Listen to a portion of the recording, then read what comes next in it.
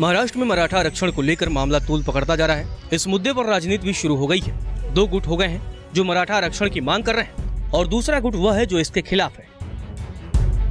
मराठा कोटा की मांग को लेकर मनोज जरांगे भूख हड़ताल पर बैठे हैं।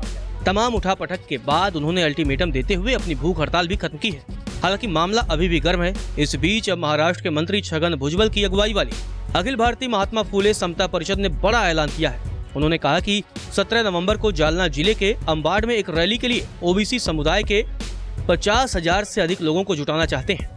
इस रैली में सभी ओबीसी विधायकों को आमंत्रित किया जाएगा।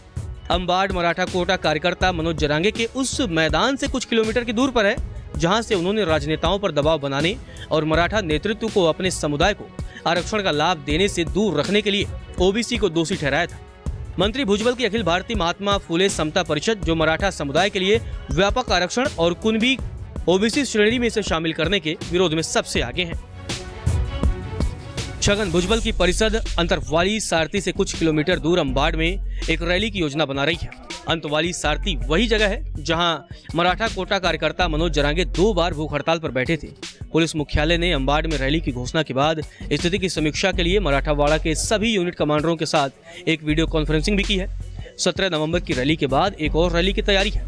दूसरी रैली 26 नवंबर को हिंगोली में आयोजित की जाएगी। छत्रपति संभाजी नगर में जरांगे ने कहा कि अगर सरकार आरक्षण की मराठा मांग को पूरा करने के लिए 24 दिसंबर की समय सीमा से चूक जाती है तो वह उन राजनेताओं का नाम लेंगे जिन्होंने पिछले 20 वर्षों से अपने लिए आरक्षण का लाभ उठाया लेकिन समुदाय को इससे वंचित कर दिया।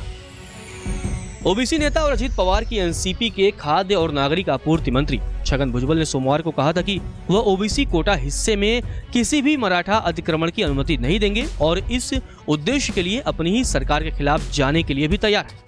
उन्होंने ओबीसी समुदाय के लोगों से इस मुद्दे पर अपनी आवाज उठाने की अपील की थी और आगे आकर उनका नेतृत्व करने का भी संकल्प लिया था।